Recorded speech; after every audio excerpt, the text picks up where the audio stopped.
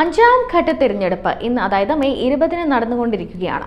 അതേസമയം ബി.ജെ.പി. സർക്കാർ വീണ്ടും അധികാരമുറപ്പിച്ചു എന്ന ആത്മവിശ്വാസം പ്രകടിപ്പിച്ചുകൊണ്ട് കേന്ദ്ര ആഭ്യന്തരമന്ത്രി അമിത് ഷാ രംഗത്തെത്തിയിരിക്കുന്നു. തിരഞ്ഞെടുപ്പിന്റെ 4 ഘട്ടങ്ങളിൽ തന്നെ മോദി 270 സീറ്റ് നേടിക്കഴിഞ്ഞെന്ന ആത്മവിശ്വാസമാണ് ഷാ പ്രകടിപ്പിച്ചിരിക്കുന്നത്. 270 സീറ്റുകൾ കടന്ന് ബി.ജെ.പി. 400ലേക്കുള്ള കുതിപ്പിലാണെന്നും അമിത് ഷാ അവകാശപ്പെട്ടു. 4 ഘട്ടങ്ങളിലായി മോദിയുടെ സീറ്റ് 270 കടന്നപ്പോൾ രാഹുൽ ഗാന്ധിക്ക് 40 സീറ്റ് പോലും കിട്ടിയില്ല എന്നും കേന്ദ്ര ആഭ്യന്തരമന്ത്രി പറയുന്നുണ്ട്. ലാലു പ്രസാദ് യാദവിന് 4 സീറ്റ് പോലും കിട്ടിയില്ല എന്നും അമിത് ഷാ പരിഹസിക്കുന്നു. ഒഡീഷയിലെ റൂർക്കേലയിൽ നടന്ന ബി.ജെ.പിയുടെ തിരഞ്ഞെടുപ്പ് റാലി അഭിസംബോധന ചെയ്യവെയാണ് അമിത് ഷാ ആത്മവിശ്വാസം പ്രകടിപ്പിച്ചുകൊണ്ട് രംഗത്തെത്തിയത്. ആദ്യ 4 ഘട്ട തെരഞ്ഞെടുപ്പുകളിൽ തന്നെ ഭാരതീയ ജനതാ പാർട്ടി 270 ലോക്സഭാ സീറ്റുകൾ നേടിക്കഴിഞ്ഞു. 380 ലോക്സഭാ സീറ്റുകളിലേക്കുള്ള തെരഞ്ഞെടുപ്പ് ഇതിനകം നടന്നു. ബംഗാളിൽ 18 സീറ്റുകളിലേക്കുള്ള തെരഞ്ഞെടുപ്പ് പൂർത്തിയായി. 380-ൽ 270 സീറ്റുകൾ നേടി പ്രധാനമന്ത്രി മോദി കേവല ഭൂരിപക്ഷം നേടിയെന്ന് തനിക്ക് ആത്മവിശ്വാസത്തോടെ പറയാൻ കഴിയും. മുന്നിലുള്ള പോരാട്ടം 400 കടക്കുക എന്നതാണ്. ലക്ഷ്യം കൈവരിക്കാൻ തങ്ങൾക്ക് ആത്മവിശ്വാസമുണ്ട്. ഒഡീഷയും ഇക്കുറി ബി.ജെ.പിക്ക് സ്വന്തമാകും. ഇരട്ട മാറ്റത്തിന് തയ്യാറെടുത്തു കഴിഞ്ഞ ഒഡീഷ ഇക്കുറി കാവിക്കൊടിയേന്തും. സംസ്ഥാനത്ത് ബി.ജെ.പി 15 ലോക്സഭാ സീറ്റുകളും 75 നിയമസഭാ സീറ്റുകളും നേടുമെന്നും അമിത് ഷാ പ്രവചിച്ചു.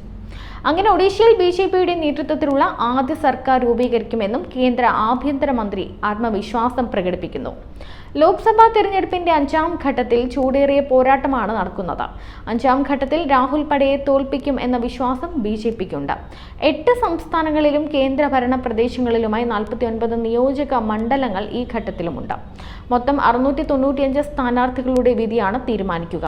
ജാർഖണ്ഡ് 3, ഒഡീഷ 5, ഉത്തർപ്രദേശ് 14, ബീഹാർ 5, മഹാരാഷ്ട്ര 13, പശ്ചിമബംഗാൾ 7, ലഡാക്ക് 1, ജമ്മു കശ്മീർ 1 എന്നിങ്ങനെയാണ് 5ാം ഘട്ടത്തിൽ തെരഞ്ഞെടുപ്പ് നടക്കുന്ന സംസ്ഥാനങ്ങളും കേന്ദ്രഭരണ പ്രദേശങ്ങളും. തിങ്കളാഴ്ച 49 മണ്ഡലങ്ങളിലെ വോട്ടെടുപ്പ് അവസാനിക്കുമ്പോൾ ലോക്സഭയിലെ 543 സീറ്റുകളിൽ 428 എണ്ണത്തിലും വോട്ടെടുപ്പ് പൂർത്തിയാകും. ഉത്തർപ്രദേശിലെ അമേഠിയിൽ നിന്ന് 2ാം തവണയും ജനവിധി തേടുന്ന കേന്ദ്രമന്ത്രി സ്മൃതി ഇറാനി, കേന്ദ്രമന്ത്രിമാരായ രാജ്നാഥ് സിംഗ്, പീയൂഷ് ഗോയൽ, കോൺഗ്രസ് നേതാവ് രാഹുൽ ഗാന്ധി എന്നിവരുൾപ്പെടെ നിരവധി പ്രധാന സ്ഥാനാർത്ഥികൾ 5ാം ഘട്ടത്തിൽ മത്സര രംഗത്തുണ്ട്.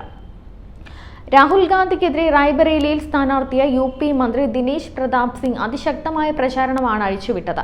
ഇക്കുറി റായ്ബറേലിയിലും രാഹുൽ ഗാന്ധിയെ തറപറ്റിക്കുമെന്ന ദൃഢപ്രതിജ്ഞയിലാണ് ബി.ജെ.പി.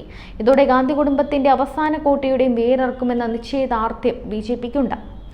രാഹുൽ ഗാന്ധി അമേഠിയിൽ നിന്നും പിന്മാറിയതോടെ സ്മൃതി ഇറാനിക്ക് വിജയം ഏതാണ്ട് സുനിശ്ചിതമാണ്.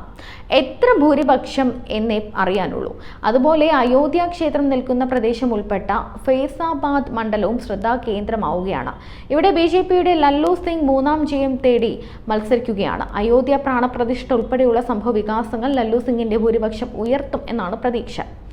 യു.പിയിലെ ലക്നൌ അയോധ്യ ക്ഷേത്രം നിൽക്കുന്ന ഫൈസാബാദ്, റായ്ബറേലി, കേസർഗഞ്ച്, അമേഠി എന്നീ മണ്ഡലങ്ങളിലും ഈ ഘട്ടത്തിൽ പോളിംഗ് ബൂത്തിലെത്തും. കഴിഞ്ഞ തവണ ഈ 14 മണ്ഡലങ്ങളിൽ ബി.ജെ.പി 13 നേടിയിരുന്നു.